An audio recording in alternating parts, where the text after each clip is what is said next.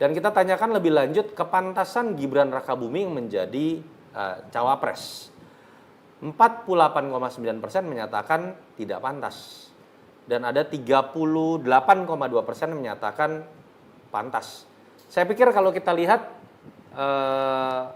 mungkin ini ya salah satu faktor yang menyebabkan Mas Gibran ini memang punya potensi untuk menjadi beban atau liabilities buat Pak Prabowo dengan majunya menjadi cawapres, karena tadi kita lihat dalam beberapa rangkaian pertanyaan keputusan MK-nya sendiri sudah dianggap kontroversial dan tonnya negatif, dianggap penyalahgunaan wewenang oleh mayoritas dari responden, dan kemudian terkait dengan tingkat kepantasan pun ternyata memang lebih banyak yang menyatakan bahwa Mas Gibran tidak pantas. Ketika kita tanya lebih lanjut, apa sih alasan Anda menyatakan tidak pantas? Jadi kita hanya tanyakan kepada yang menyatakan tidak pantas.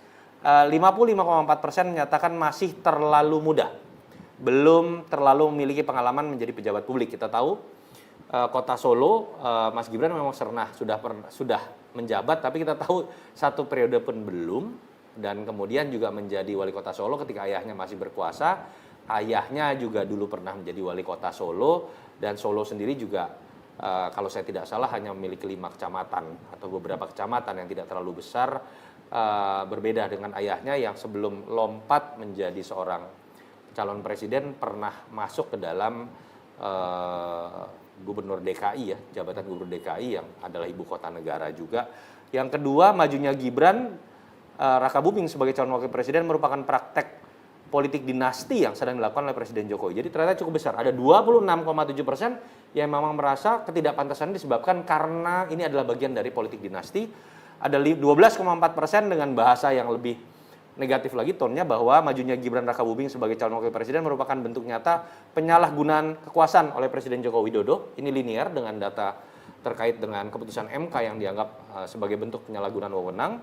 Lalu Gibran Rakabuming dianggap orang yang ambisius dan tidak punya loyalitas terhadap partai politik organisasi, hanya 3,2%. Jadi kalau kita lihat di sini, isu ini bukan isu PDI Perjuangan, ketidakloyalan terhadap PDI Perjuangan. Tidak, isu ini adalah isu yang jauh lebih luas daripada itu. Karena penilaian terhadap kurangnya berpengalaman Gibran dan juga bentuk politik dinasti dan penyalahgunaan kekuasaan itu ternyata jauh lebih besar dibandingkan dengan framing bahwa seakan-akan kritik yang muncul terhadap Mas Gibran dan keputusan MK itu seakan-akan hanya dari kelompok sakit hati atau PDI Perjuangan saja yang misalnya merasa ditinggalkan. Jadi ini bisa dilihat sebagai bentuk dari isu yang ternyata dimiliki bersama, isu-isu yang jauh lebih luas dibandingkan dengan dikotomi antara pertarungan Pak Jokowi misalnya dengan PDI Perjuangan.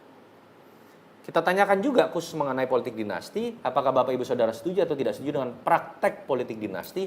59,3% menyatakan tidak setuju dan hanya 19,2% menyatakan setuju.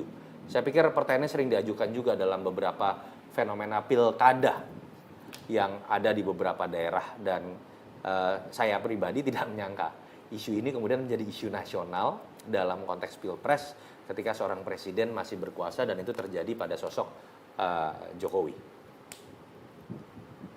Kita tanyakan juga pencalonan Gibran sebagai bentuk dinasti politik dengan pertanyaan, apakah Bapak Ibu Saudara setuju atau tidak setuju dengan pernyataan beberapa kalangan menyatakan keikutsertaan Gibran Rakabuming sebagai calon wakil presiden merupakan salah satu bentuk dinasti politik. Banyak nih yang kemudian menolak, mengatakan ini kan nanti butuh sebuah proses pemilihan di masyarakat, warga yang menentukan, bukan Pak Jokowi. Pak Jokowi pun saya lihat menggunakan ton yang mirip-mirip lah.